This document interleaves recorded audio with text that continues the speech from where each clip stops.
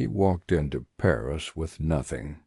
He left with money from a man who thought he bought the Eiffel Tower. No guns, no force, only charm, only precision. This is the story of Victor Lustig, the man who sold the Eiffel Tower. Let's start with what has to be the most audacious con in modern history. I mean, a heist with no guns, no vaults, just pure uncut psychology. We're talking about Count Victor Lustig. The man who sold the Eiffel Tower. Successfully. And we've got some amazing source material on this.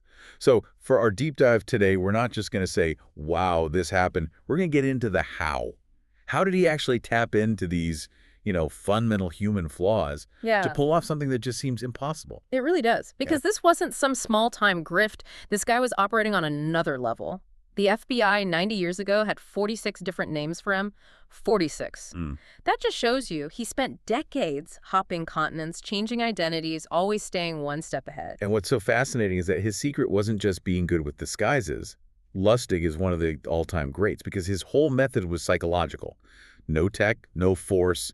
He just played on the vanity and the desires of his victims. He was a master chess player. He was. The sources say he knew what his mark would do 3 moves before they even thought of it. An incredible judge of character. So that's the secret sauce, his mastery of people. Okay, let's unpack his masterpiece then. We have the mastermind. Let's set the stage for this impossible sale. Well, his plan was just meticulous. And it was all disguised under this thick blanket of high-level government secrecy. The whole thing kicks off in Paris, of course, inside one of the most elegant hotels in the city. He needed that backdrop, right, for the authority. Exactly. He had to project this instant, undeniable power. So he shows up dressed as a sophisticated worldly man, a ministerial official.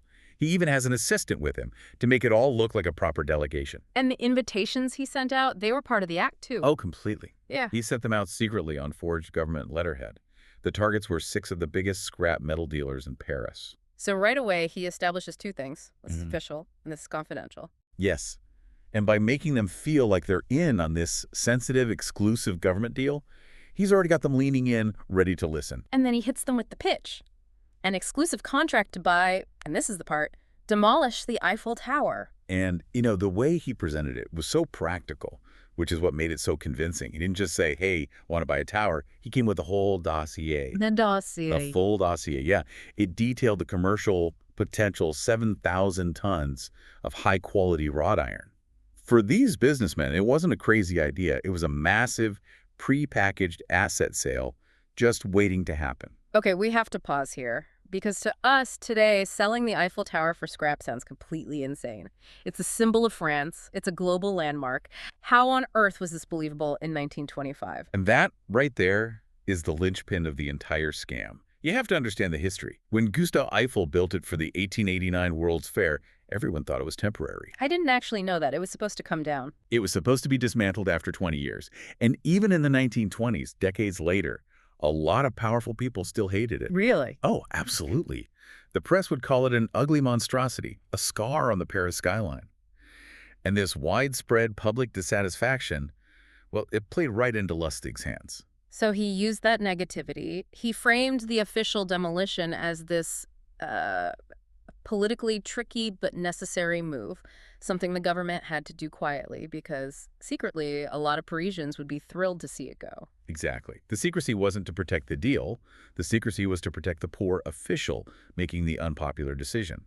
Lustig was just a master at wrapping his lies in a believable context. So once he's got them hooked on the premise, he moves to the next phase, finding the perfect victim out of those 6 dealers. And he wasn't just looking for the greediest guy. He wanted someone driven by something else, something more than just money. He needed a specific emotional trigger. Yeah, he had to vet them carefully. If the guy was all about the profit margin, he might dig too deep, check the paperwork too closely.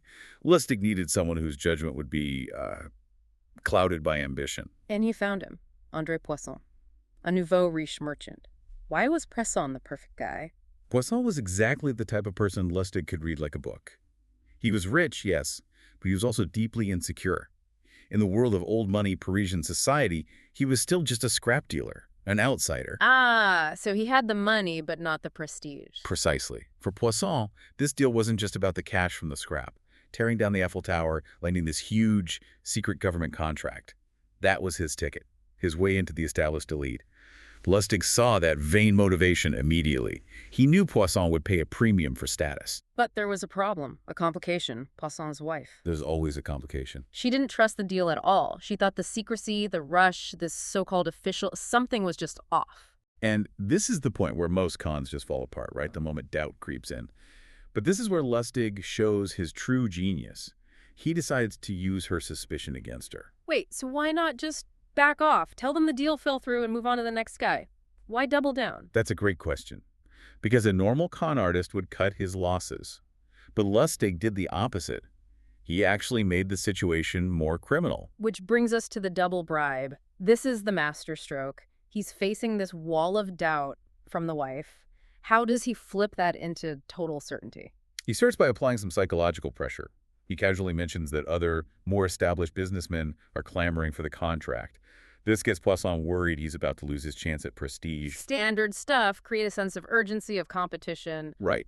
But then he takes Poisson aside and completely changes his tune. He starts complaining about his low government salary, the cost of living in Paris, the bureaucracy. He stops being the powerful official and becomes this, struggling, relatable civil servant. He makes himself seem like a victim of the same system. Exactly. And then he lowers the boom. He tells Poisson that to beat the competition and guarantee he gets the contract, he's going to have to pay a little something extra. A personal, very substantial bribe to Lustig himself. And this is the truly wild part. Asking for a bribe didn't kill the deal. It cemented it. How does adding another crime make the whole thing seem real? Because for them, and especially for the suspicious wife, it confirmed everything they secretly believed about how the world really works. Think about it from her perspective. A simple scammer would just want the money for the deal and then run. He wouldn't risk asking for a bribe on top of it? No way. The request for a bribe, what they would have called Bestechlichkeit, or just plain old corruption, was the final piece of the puzzle. It proved he was a real, corrupt government official. The secrecy was suddenly explained. It wasn't about the tower. It was about the crooked backroom dealing to get the contract. Precisely. His willingness to commit a crime with them proved he was who he said he was. It's just perverse, brilliant psychology. But wasn't that a huge risk? What if Poisson had just gone straight to the police? That was the genius of his character assessment. He knew Poisson never would. To report the bribe, Poisson would have to admit he was trying to bribe an official to get a secret deal. His own vanity, his ambition, it had him trapped. And Lustig walked away with the money for the contract? And a very generous personal bribe on top of it. He cashed in twice, once in the deal, and once on their cynical expectation of how power really works. And just as he predicted, they were too ashamed, too humiliated to ever report it. You'd think after pulling that off, you'd just retire. Go live on a beach somewhere. But no. Immediately after the first scam, he went back and tried to sell the Eiffel Tower a second time. It's the classic flaw of the master manipulator, isn't it? They're addicted to the game. He ran the exact same play, the same hotel, the same story. But it didn't work the second time. No. The second buyer wasn't blinded by vanity. He was skeptical. And he called the police right away. Lustig got wind of it and fled to the USA just in time. And he just picked up where he left off in the States. He started running new cons, like that counterfeit money machine, the Romanian box. He became one of America's most wanted criminals for a whole other decade. That's right. His career in the U.S. was almost as storied as the Eiffel Tower scam. And funnily enough, he wasn't caught for selling the tower. He was finally arrested in 1935 for a massive counterfeiting operation. And how did they get him? He was betrayed by his accomplice's jealous mistress. Wow. A classic ending. Yep. A full decade after he sold the tower, his luck finally ran out. And for a man who lived his life by being elusive and above the law, his final home is pretty ironic. Where did he end up? The great Count Victor Lustig spent the rest of his days in Alcatraz.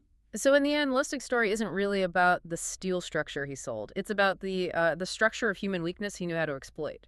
He wasn't selling metal, he was selling status. That's the key takeaway, I think. Yeah. He understood that people will value the feeling of insider access, which that bribe guaranteed, more than they'll value facts or common sense. The desire to be on the inside, to have that exclusive edge, it just blinds people. It's a timeless lesson, really. If you promise someone a seat at the secret table, they'll often build the table for you. And that kind of leaves a question for you listening at home. Lustig operated by targeting vanity and the hunger for exclusivity. So think about it. What are the modern-day landmarks? Maybe they're digital assets, exclusive clubs, can't-miss investment deals. That might be for sale right now to a modern master manipulator, if the real price isn't money, but the promise of elite secret status. Something to mull over.